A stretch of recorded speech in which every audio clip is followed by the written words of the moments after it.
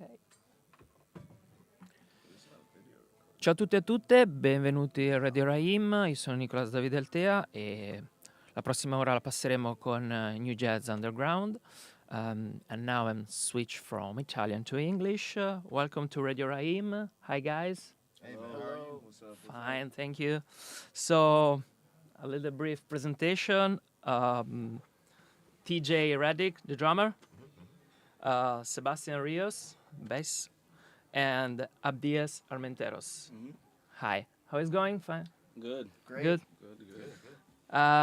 So your debut album will be out at the end of May, Udis, for Artwork Records. So in the next few minutes we'll dive into the new songs, the stories behind them, and so what's next for the band. Tonight you play at Blue Note in Milan. You play in Madrid, in Czechia, London, Amsterdam. Mm-hmm. Is your first tour in Europe, I suppose? Yes. Okay. Which are the feeling with the European audience? The European audiences are awesome. We've been getting really good receptions. You know, the venues have been really nice, and we've gotten to interact with our audiences after the shows as they've lined up to buy merch and say hi and take pictures. And yeah, it's just always, at least for me, since it's not my first time playing in Europe, like it's always a pleasure to come and share with the European audiences. It's really nice. Yeah. Are there differences between audience in US?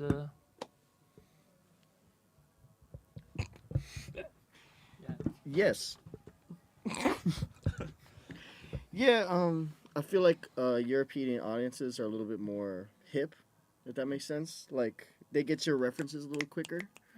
And the venues are, like, a lot more conducive for jazz. In the U.S., it's not so much, like, a lot of times you play jazz in, like, classical spaces. Oh, okay. So here it's a lot more, you know, like, you get an actual space that's made for the music, and, yeah. Okay, so the first track we're going to listen is called How Do You Do? Yeah. Nice.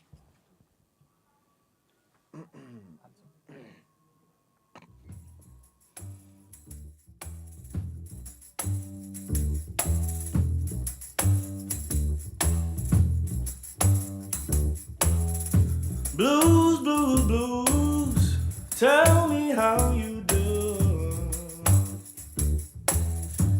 Blues, blues, tell me how you do. Well, I'm worried now, but I won't be worried long. Whoa.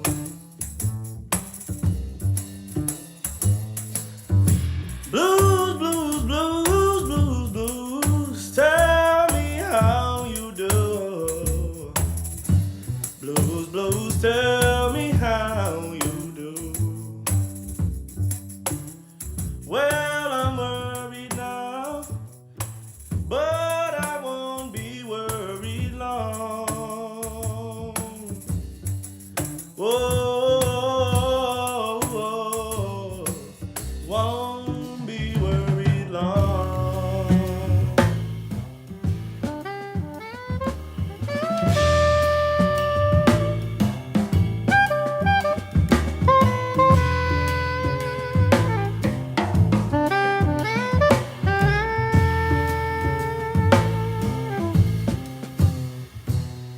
Well, little boy, major mama, don't find your daddy on that. Well, little boy, major mama, don't find your daddy on that. Well, little boy, major mama, don't find the daddy on that. Well, little boy, major mama, don't find your daddy on ya.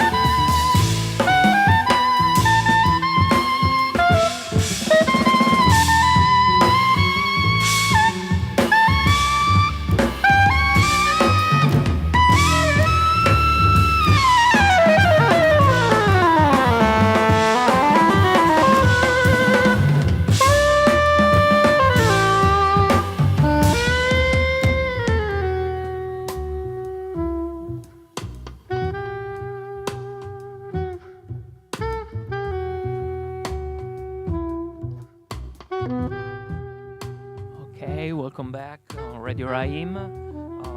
So please tell me something about this track. Oh, so this is part of our blues suite. I've always been, we always hang out with Abdias, who sings on this track, but he's never sang professionally. And I just knew that he could sing just being friends, and so I wanted to write something that can kind of showcase his playing and his singing. And our blues suite is all about. I was very inspired by the music from the Delta South, like folk and blues music. And I just wanted to find a way to kind of combine it with our modern jazz sensibility. And not only that, just references to different things in popular music now, like there's references to like Bad Bunny and Kendrick Lamar in there. And so, that was just like a way of kind of tying a lot of things together. It starts out in a 5/4 groove. That's like it's like a modern New Orleans thing, and then it goes into 4/4 swing, and then the ending's like a 7/4 beat that's inspired by the great Max Roach. But yeah. But let's start from the beginning. How did New Jazz Underground came together? During the pandemic, in New York City, we had no places to play. And all the jazz clubs were closed, and oftentimes we just find ourselves doing nothing during the day, and so we call each other up, and you'd be like, "Hey man, what are you doing?" Nothing. So we would go to the park, the street in New York City, and we would just play, and oftentimes, our audience would be like a pigeon or something, but we really enjoyed making music together and playing, and so we just kept it going, and we would rehearse and learn each other's music, and then we decided to make a YouTube channel, and all of a sudden, we went from just playing on the street for nobody to all these people, and it brought us to stages like Milan. Yeah. And your video going viral on YouTube, so... Yeah, well, it was actually one video where basically we like started to change how we like named the titles. Like I saw like certain YouTubers, doing kind of clickbaity titles. And the first video that really caught on was Wynton Marsalis's Delfeo's Dilemma. And I put the name there. It said, "They can hate, but we still swinging." And all of a sudden it went from like 500,000 views out of nowhere. Okay, at what point did you realize this was becoming a real band and not just a session?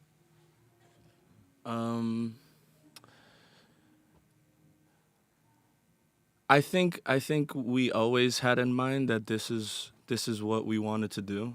I think once we started committing to putting out content on YouTube, I think we were pretty dead set on, okay, our goals are to create a fan base, draw attention, hopefully tour, get some gigs, and it's been just that, and we're definitely grateful and blessed to have this opportunity. So yeah, once our YouTube started getting more notoriety, agencies started hitting us up, and these opportunities started becoming possible. You are in New York because you're studying in a school, jazz school. Yeah, we all are Florida boys. We all grew up in Florida, born and raised, but we actually met in New York. Yeah. So me and TJ went to school. We were in the same grade, same age, and Sebastian's a little older, but we were still, I played in an ensemble with Sebastian, I played in an ensemble with TJ, things like that. And then, we all knew we liked each other's playing through, playing at jam sessions and stuff like that. And the pandemic made it possible for us to just play that much more often and, figure out that synchronicity, I guess, that we have now. Yeah. Cool. So if we were talking about jazz, we mentioned New Orleans, New York, Chicago, Detroit, but Miami is not one of the first come in my mind. How is the jazz scene in Miami? Is there a jazz scene? Is there a Festival Montreux in Miami? that's fairly new. Yeah, it's new. In every major city, you'll find that it has. I guess not even every major city.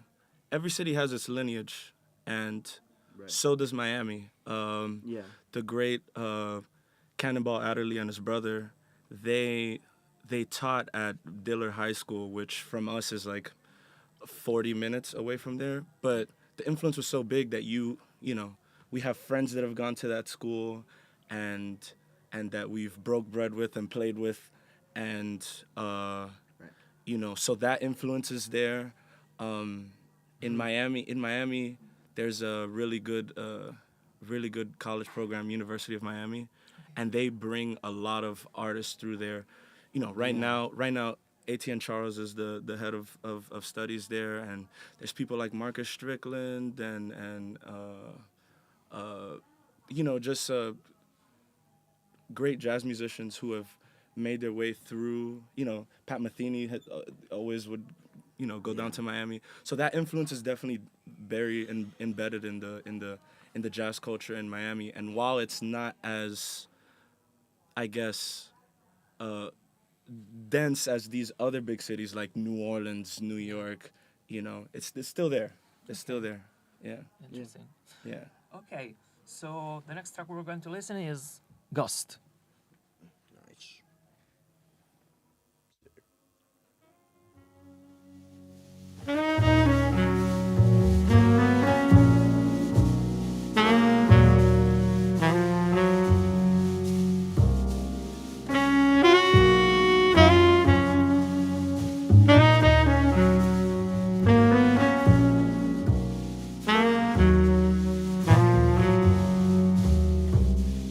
Thank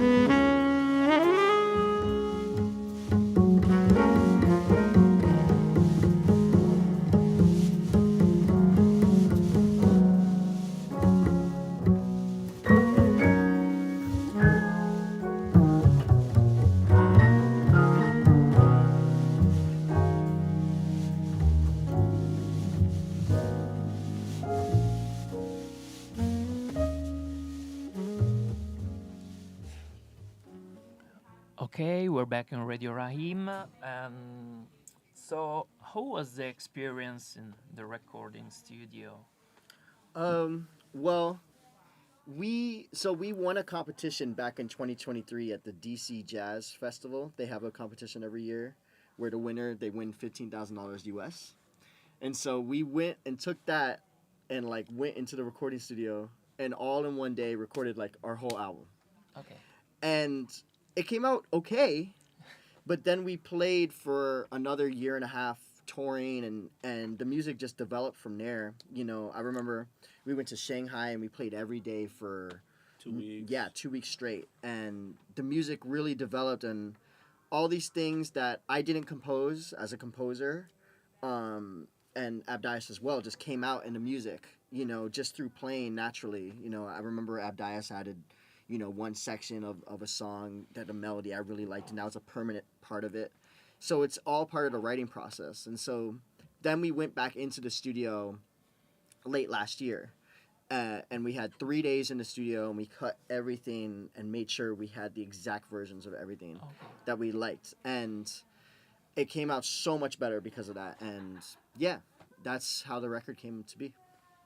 Yeah, Okay, I think you're satisfied about the Yeah, new album. definitely, Yeah. definitely. absolutely. Very excited to put it out. Yeah. Yeah. The title Hoodies carries multiple meanings. One is reflecting the contemporary aesthetic and Right. much cultural, but it also has a political way connected to the event, like the racially motivated killing of Trayvon Martin in 2012. Right. Yeah. You know, like we're young men of color from America, and in Miami specifically, a lot of, you know, violence happens. You know, in Florida, a lot of violence happens to young men.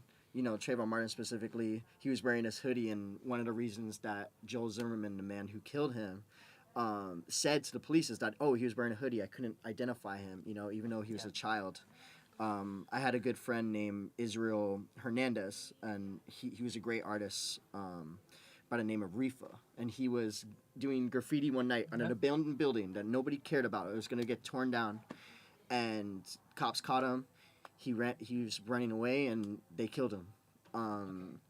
And I just, you know, that could have easily have been me or either of these two guys here. And I feel like this is when you give young men of color like the ability to make something like real, like this is what could happen. You know, hoodies is a representation of what Israel could have done or what Trayvon could have done. And so we're not only speaking for ourselves, but speaking for our larger community and people who look like us.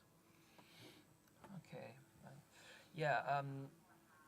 How central is the idea of brotherhood? Hoodies. Oh yeah. Yeah, it's pretty central because it's at the core, like at the core before, I mean, along with how much we enjoyed playing with each other, we also just liked each other's company so much, you know, like after we'd play for hours in the park, we'd go over somebody's apartment and play video games and watch sports for 6 to 8 more hours after that, you know what I'm saying? So it's just like we were really, like, we were playing a lot and developing our artistry throughout that time, but we were also hanging out with each other's friends a lot. And I think this album is a representation of the bond that we developed, you know, in those early years as us as a collective. Right. And I think, like, right now in America, there's, like, a male loneliness epidemic. Yeah. You know what I mean? Where there's more incels than ever. There's more people without friends than ever. And, you know, we've had great mentors. You know, like, one of our great mentors is the great Winston Marsalis. And one of his big mantras is it's like, it's about us. It's about we. You know, one of the big parts about our band is that you see a lot of our contemporaries where their band is called, you know, such and such name quartet or whatever, you know what I mean? But we're a collective. We're called New Jazz Underground. It's not about any individual. It's about us. Yeah. And having a community of brothers is so valuable in this time. And it's really a way that we can get away from a lot of this, like, toxic masculinity that's happened where people just isolate themselves and get into these weird echo chambers. When Yeah. you're with your friends, like if you're messing up, they're gonna tell you. Yeah. You know what I mean? Or if you're doing well, they're gonna tell you. Yeah. You know what I mean? And that's so important nowadays. And I just want to be a representation of that in what's possible. Yeah, and personal success is definitely great, and it's a wonderful thing. But a collective success is, I think, for me, better. Yeah. You know, It's Yeah. greater. Yeah. It's greater. You're a band. Yeah, exactly. Of course. The meaning of the name of the trio is just a declaration of intent. Yeah, like, well, I mean, like jazz is a funny word. We did Nicholas Payton's Jazz is a 4-letter word, and he infamously disowns the word jazz. And I could see that perspective. For us, it's almost just like a marketing term, But I think like having it be new, where we're always like we're younger people and we're influenced by hip hop and electronic music and all these different things, but at the same time we are jazz coming from the tradition. I studied with Ron Carter, he plays with a great Wynton Marsalis.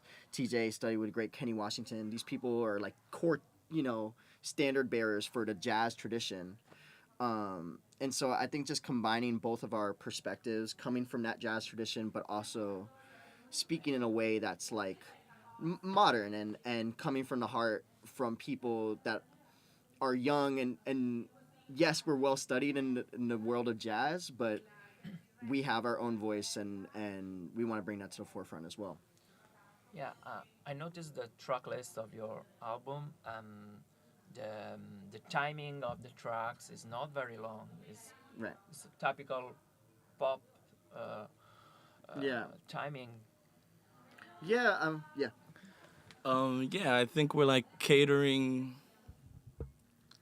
It's funny. I think we're catering to the collective awareness that attention spans are what they are, and we want to get our message across without our audience is getting bored. Yeah. I mean, and I'm Gen Z like brain, Yeah. I have a short attention span, and I went, I remember going to Smalls when I was younger and seeing like the great Roy Hargrove, and everybody would take 100 choruses. These guys that couldn't play half of what Roy played, and then Roy would play and he would play one chorus, maybe a minute, and he would say everything in that little chorus, whereas a dude that would take 20 choruses would say nothing. And so I think it's such a skill to be able to just communicate what you want to communicate, hit the emotional waypoints, and just do it in a timely manner so that people can go along for the ride with you when they're listening on their phone or something, in this weird modern world. Yeah, people are listening to their music on their way to work, or I don't know. I think it's just more effective with the shorter tracks for this album. Yeah. So no too much layers, very minimal.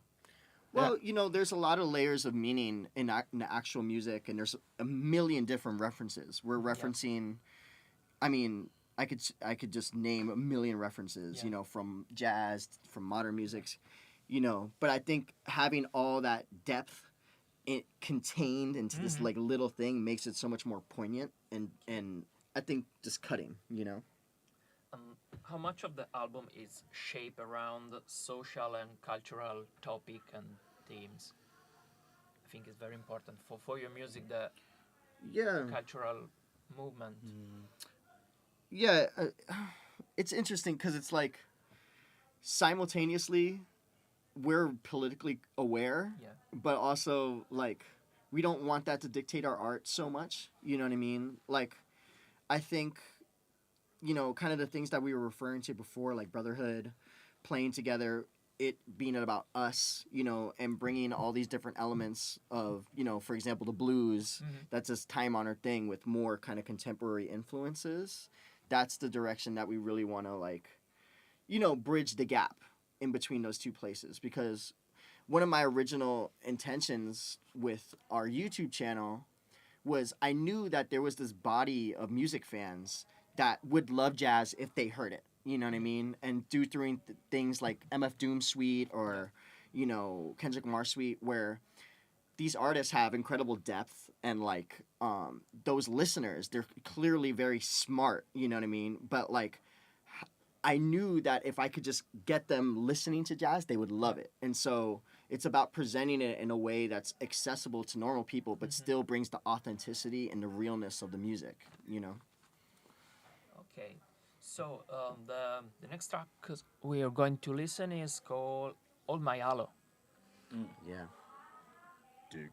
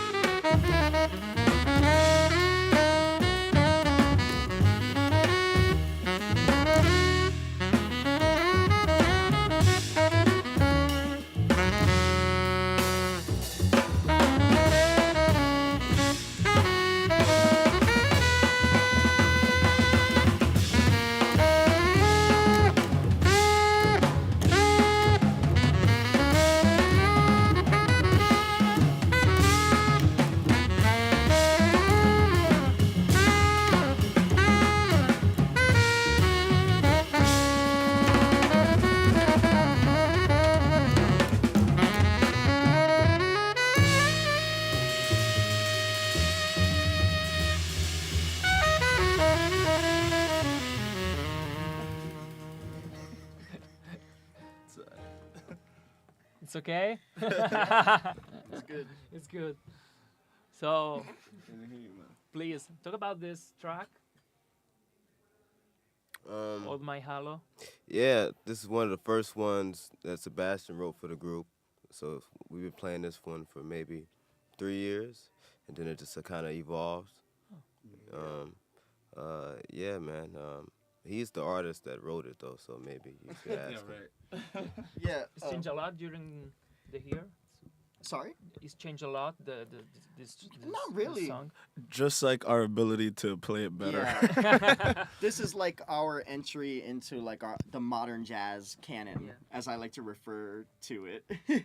You know, like our big influences with this type of stuff is like Ambrose Sakamusuri and you know, people like that. You know, Marquise Hill. You know, just different people who play in kind of this modern straight eighth way. But yeah, I wanted to kind of have our own approach to it, and over the years we just developed it into its own thing, you know, and we use this as a device to learn how to play that way. How many songs have you finished before going to the recording studio? Like like almost like 20 probably, Okay. and then we picked and choose from that, you know. There's a bunch of tracks that didn't even make the final record. Yeah. Yeah. It was hard choosing the track list. Not particularly. Like we know what our good stuff is, and we know what the stuff that still needs work is, you know, because we see on the road. We always, you know, we're very much a live band, and we're kind of like stand-up comedians, where it's like the reaction of the audience kind of fuels us, you know. What And I it mean? also dictates what we'll play. Right. You yeah. know, like we've been definitely straying away from the picking of songs right before we go up. We're kind of just reactionary. Like we get on stage and we're like, okay, let's play this, you know? Yeah. And depending on the mood or, you know, honestly, how is the band doing energy wise? Because, you know, we are a trio and it does get tiring on stage if we have long sets. We'll break it up that way. You know, we're always going based on the audience and ourselves. You know? Yeah. Like a DJ. You mentioned Kendrick Lamar, and how is important the role of Kendrick Lamar in black music today, hip hop, and all the other. Yeah, well, Kendrick like represents something that's very rare. It's like somebody with integrity at the height of like popularity, you know, in terms of like musical popularity, you know. And he works with a lot of great jazz musicians, like specifically like people like Terrace Martin. You know, even Ambrose Sakamusuri has worked with him. You know, so he has like he's in touch with the underground. Yet he has this larger than life persona that he's able to embody, and you know, we saw with like the Drake, this whole Drake and the Super Bowl, all that stuff, like how he can be the superstar guy, but also make stuff like To Pimp a Butterfly or. You know, stuff that's really thoughtful and thought out, and almost like these rap operas, you know. And so yeah, he represents like kind of the highest aspirations of what you could be, both as an artist, but also as a viable commercial vehicle. You know. And your favorite album of Kendrick? I mean, well, what's yours? I like Good Kid, Mad City. Okay. Right. I like Section 80. And I like To Pimp a Butterfly. I don't really have like a favorite. I just kind of float between those. Okay. Yeah, they're so different. It's also it's like what do you want? But I do find myself going back to Damn and To Pimp a Butterfly the most, for sure. Recently, I've been listening a lot to Mr. Morale. I like that album too. But you know, he's such a great artist. You know, I feel like to me the call of a great artist is when I can actively, you know, go back and listen to them just because I'm like, you know, like I feel that same way about Charlie Parker. I just have to go back and listen to Charlie Parker every once in a while just to be like, yeah, remind me of his greatness, you know. Right. I had to do the same thing for Art Blakey or same thing with Kendrick or, you know, Tyler Creator, like it's all the like Right. Kanye. I just everyone like every artist that I'm like, man, I really vibe with their artistry.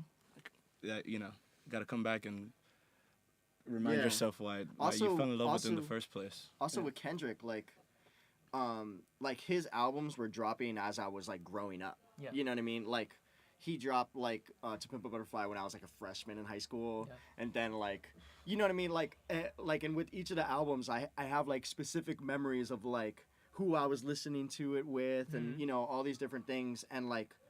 When you listen to an album for 10 years, like I have been with To Pimp a Butterfly, like your listening involvement changes. It's just like with jazz records, like like if you really listen, you can always hear something new. Yeah. And with Kendrick, it's like, oh, I didn't see that double entendre. Or I didn't see how he flipped the rhythm there. It's like all these, that's the true like sign of mastery when you can listen back again and again and again, and it's always giving you something new. Yeah. Okay. When you get in touch with jazz, so what was your first album that you listened? Or I got introduced by like So What, like Miles Davis. I heard that bass line, and I fell in love. That record kind of blew, and also Blue Train, John Coltrane. I credit the spark that made me fall in love with jazz. I credit it to Art Blakey and the Jazz Messengers, Live at Birdland, Ugetsu. Yeah. Love that record. Wayne Shorter. Yeah. Just like Wayne Shorter's music director. So he writes like just his writing and just Freddie Hubbard's playing and Wayne and Art Blakey. I fell in love with that album. So yeah, that was. TJ? When I was younger, in school, I had a teacher by the name of Reginald Haywood, and this is about second grade, first grade, so I'm like 7 or 8. And for band, we listened to a lot of Charlie Parker, so we listened to his Night in Tunisia. We listened to Satin Doll, Moonglow, these sort of things, and we play it as a child, or as like a band, like a bunch of kids. And so I would credit, that period to be the one that really got me into jazz. So, from Duke Ellington to Parker, Gillespie, yeah. Oh, we mentioned Kendrick, but we need to mention MF Doom, obviously. Right.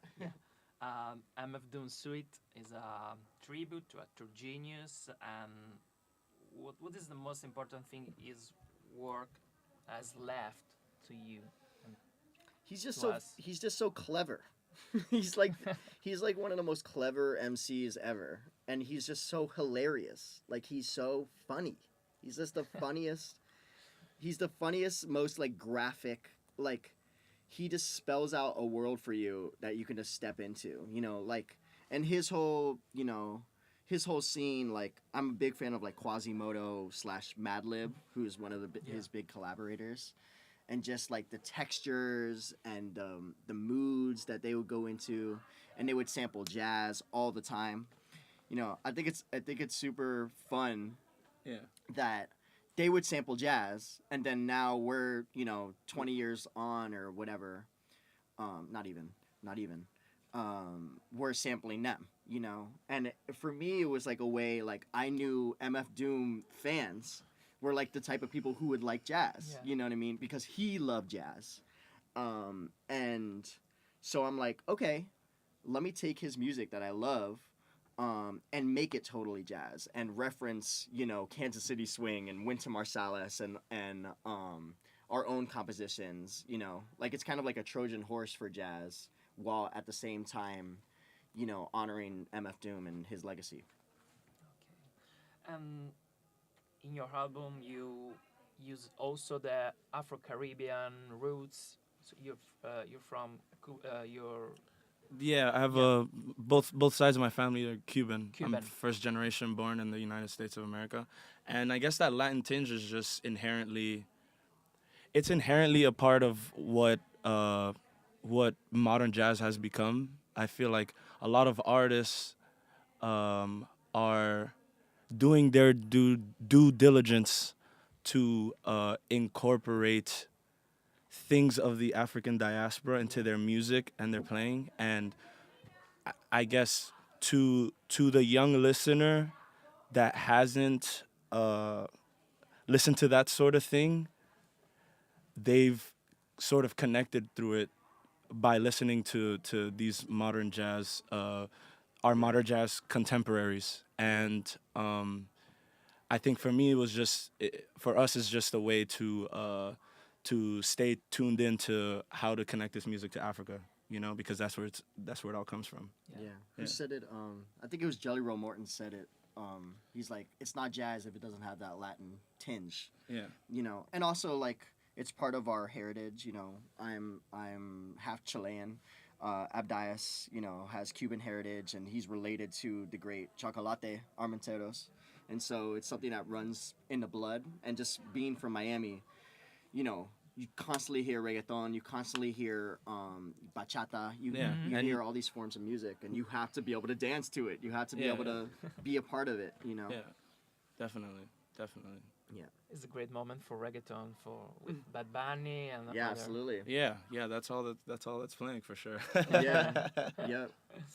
Harlem to Havana was your Nice. your album, Moderns Volume 1. Yeah.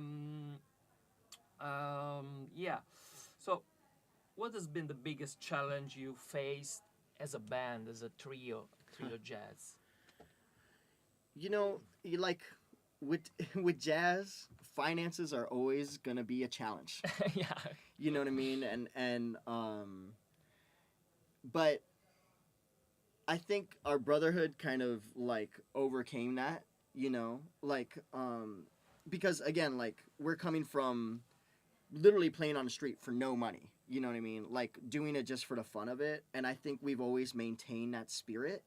But yeah, like definitely when, you send the merch to Europe and it's 500 euros for the tariffs, it can get tough, but really that's been the biggest challenge, because our life is easy, man. We get to play music and travel around the world and play the exact things that we want to play with the exact people. It's such a different feeling. Like, you go on the road with other bands, and yes, you may be really good friends, but like with us, it's like we made this from the ground up, and it's us together, and we're friends first, and even if this band falls apart, we're gonna be friends no matter what. And so, I think that, like, being our mentality, a lot of these challenges, yes, they are challenging, but like relative to that, it's like whatever, you know what I mean? Like we have challenges with our agents and our label and all this kind of stuff that normal artists always have, but we're always looking at each other like, man, whatever, man, we got each other, like don't even worry about these guys, so yeah. What do you hope listeners take away from Udis? I don't even know, man. I mean, like, I think, man, again, like, it's a challenging time for everybody. You know what I mean? Politically, America's in the wasteland right now, and it's really bad. And, a lot of the cultural centers of our country are being hollowed out. A lot of the funding is being hollowed out. But they can't break our spirit, and they can't break this music. This music will find a way, no matter what, and I think if people can have that spirit and what they're doing, that's how we make things be better a little bit, just a little bit better. Because if we weren't doing this, I know there would just be a little bit less joy in the world. You know what I mean? And yeah, I think just if people can take inspiration and make their own things, that would make my world, Yeah. Okay, guys. So, thank you for your time. Yeah. Thank See you you for having us. tonight. Yeah, thank you Blue so Note much. in Milan. Yeah. Yes, sir. You already played the Blue Note in New York, I suppose. Not this band. No. No. Okay. Yeah, I played it once with, Yeah, Okay. Juilliard. or Jazz Lincoln Center, Oh, but oh, that's yeah, that's yeah. that's Okay. about it. Yeah. Yeah, Uh, no, this is our first Blue Blue Note. Note, First yeah. Blue Note. First Yeah. Blue Note Cool. anywhere as a band. Okay. Thanks a lot. New Jazz Underground. At the end of May, new album, first Yeah. the debut album, Yes, sir. Udis. And now we're gonna listen to a track from Dying of First, Mad City, the Oh, nice. reinterpretation of Kendrick Lamar. Thank you, guys. Thank you. Thank you. Yeah. Yeah. Yes, yes.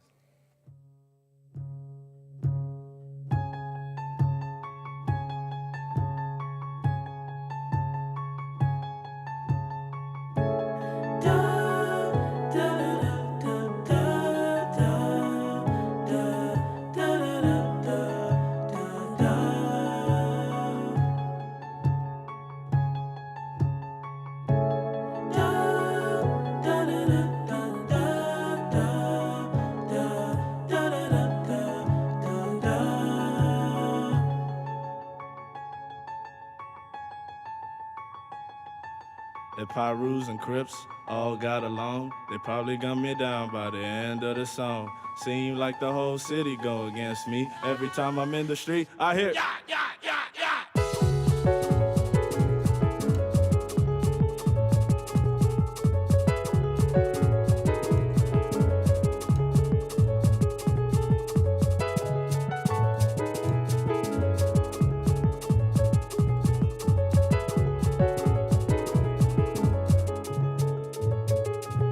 Every time I'm in the street, every time I'm in the street, I hear. yeah, yeah, yeah, yeah, yeah, yeah, yeah. Every time I'm in the street, every time I'm in the street, I hear. yeah, yeah, yeah, yeah, yeah, yeah, yeah. Every time I'm in the street, every time I'm in the street, I hear. yeah, yeah, yeah, yeah, yeah, yeah, yeah. Every time I'm in the street, every time I'm in the street, I hear. yeah, yeah, yeah, yeah, yeah, yeah, yeah, yeah, yeah, yeah, yeah, yeah, yeah, yeah. I hear. I hear. Yeah, yeah, yeah, yeah, yeah, yeah, yeah, yeah, yeah, yeah, yeah, yeah, yeah, yeah. I hear. I hear. Yeah, yeah, yeah, yeah, yeah, yeah, yeah, yeah, yeah, yeah, yeah, yeah, yeah. I hear. I hear. Yeah, yeah, yeah, yeah, yeah, yeah, yeah, yeah.